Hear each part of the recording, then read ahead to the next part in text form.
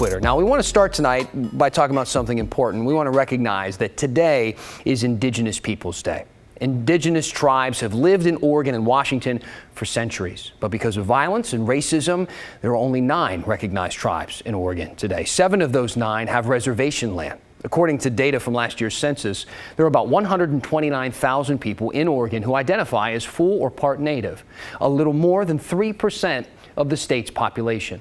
Many of the tribes who lived here were forced to sign treaties, giving up their land after white settlers started arriving in the 1850s and 1860s and started fighting the Native people who lived here.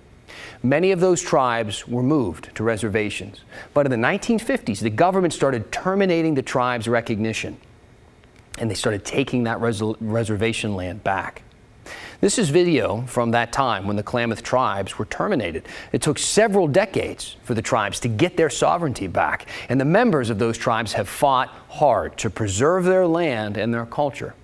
This year is the first year Oregon will celebrate Indigenous Peoples Day rather than Columbus Day.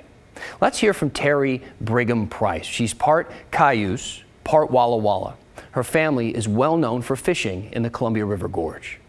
Well, first of all, he was lost.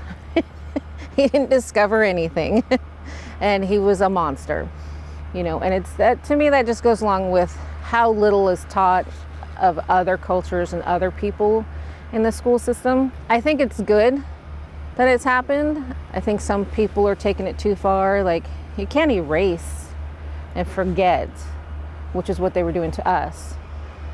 But you have to acknowledge and remember all the good and the bad, or otherwise you're bound to repeat it.